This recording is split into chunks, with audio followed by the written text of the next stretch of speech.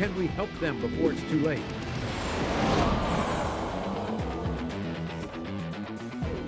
We have been talking to families of overweight children, finding out the answers that they've been looking for. And I want to introduce two special guests, moms, who understand what all the moms and even the young kids are going through. Everybody, I want you to welcome Dr. Chris, who's a pediatric psychologist, and Heidi Schumacher, a pediatric nutritionist, two of the authors of the book called Trim Kids.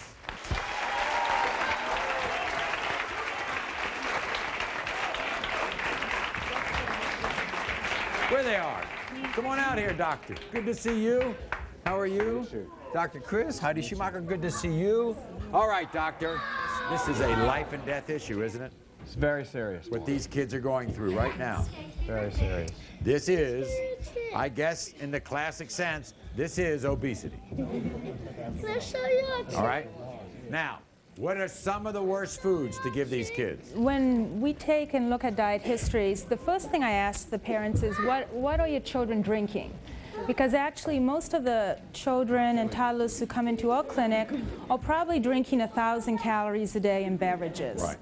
Especially if toddlers remain on the bottle, it is much easier to drink really excessive calories from the bottle.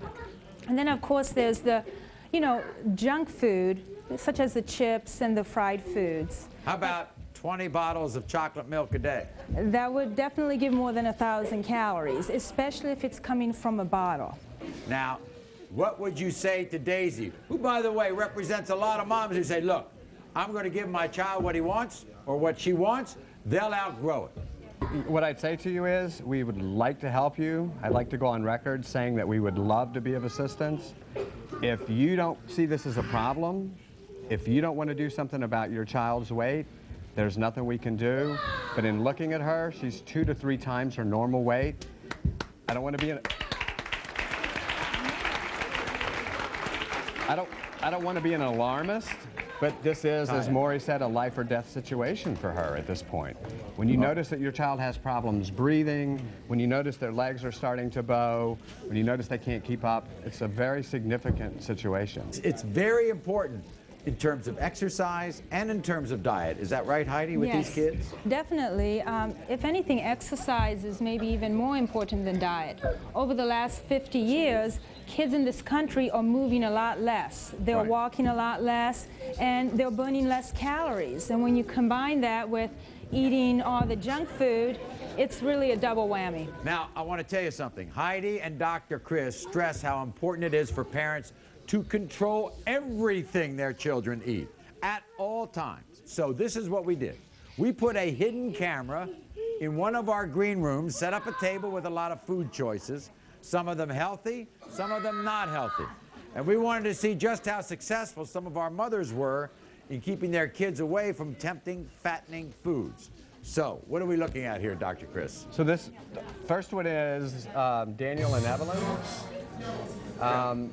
Mom, claims that she feeds him healthy, but you can see immediately he goes and gets to a donut. Kid's choice over fruits and vegetables certainly would be a donut. You can see he's, taken all of a minute, and he's finished with the donut. But here's the thing, like with Elijah, if he throws a tantrum that is so piercing and so annoying and so frustrating, what are we supposed to do? Dig in our heels as parents and deal with it. What's more important, his health or a couple of tantrums, a couple of meltdowns? Now let's take a look at another clip from the hidden camera, because not all parents allow the child to get what they want if they're going for it when they see it. Take a look at this.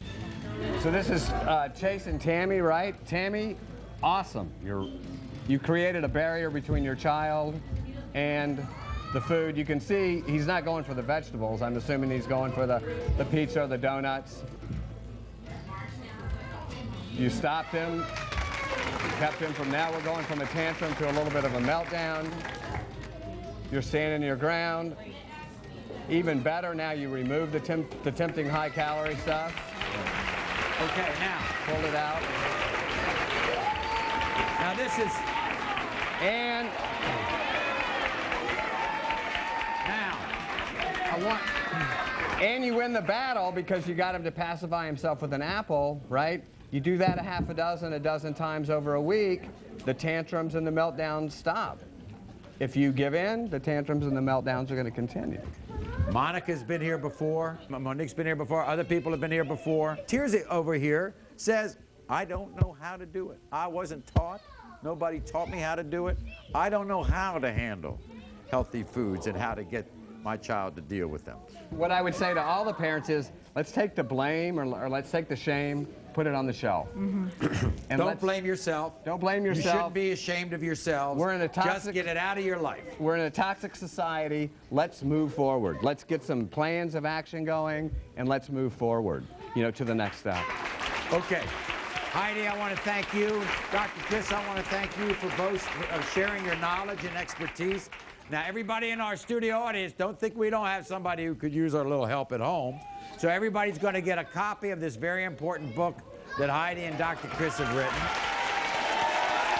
And Dr. Chris and Heidi are going to work with our parents to see if we can do something about it, all right? Thank you.